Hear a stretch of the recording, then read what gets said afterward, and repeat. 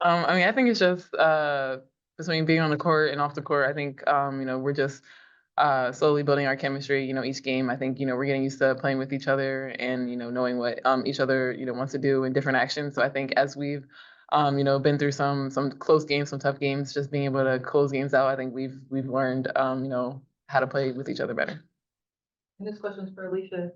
So you're about to go into the All-Star break and you're doing the 3-point contest and the skills challenge.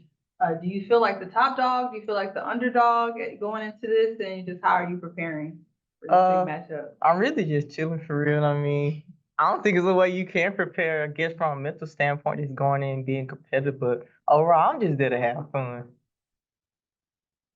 Can we get you to talk any trash to any of your competitors? Nah. Talking. Nah. What do you think about the energy you get from the kids on a day like this, even as visitors? Do you guys feel that? You definitely feel that. You hear that. I think at one point they were screaming, and then the announcer was like louder, and I was like, I didn't know they could get louder, but they did. But you definitely feel that energy when you're playing in front of kids because they're out there having fun. It just makes you want to go out there and have fun. When you're in a blowout situation like this, like what can you learn about your team? What can you kind of try and push and do that you might not have the freedom to do in a close game? Well, you got to keep your foot on the gas because in this league, it's proven that no lead is safe. So, I mean, the biggest thing is, I mean, you get a big lead that time. I mean, as starters, we get the rest. I mean, that's the positive coming from it. But other than that, it's just how you want to keep your foot on the gas because they'll come back in a minute. I think it's still just working on things that we need to work on. I think for us, we've been in some close games that come down to the wire. So just being able to take care of each possession the way we want to, I think that's important in those games. We'll jump to Zoom. Go ahead, Megan. Hey, Bree. Hey, Leash. Good to see both of you. Ask Carl this question, so I want to ask you guys this question too. Sorry to put you on the spot, but if you have one word to describe the first half of the Dream season, what would it be?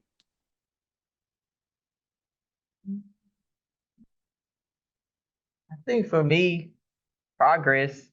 I know based off last season, this season, I mean, we're in a way better position. So for me, it's progress. I think that's a good word. I think, every game we're striving to get better and make that progress. So I think, individually, everybody's making progress. And as a team, I think we're still growing and learning together. Go ahead, Emmanuel. I'll start with you, Bree, on this question. With that progress, what are you kind of excited for in going into the second half of the season? I know it's a break and getting ready, but to get everything back together, what are you most excited about going into the second half and the chances that this team have to be able to compete for a championship?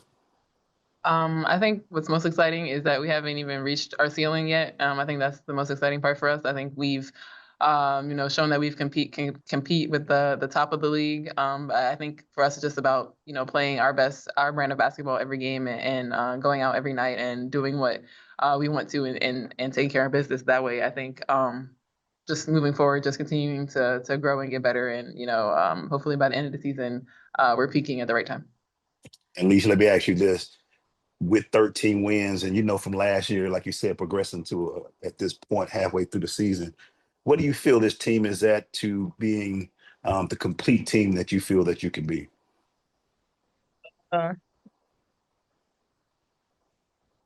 don't know how I can manage that right now. I just know that we're in a better position than we were last season, going into the All-Star break. So that feels good, and hopefully everybody enjoy the All-Star break and we come back ready to work and continue progressing forward. And we'll finish up with Andrew. Andrew, go ahead.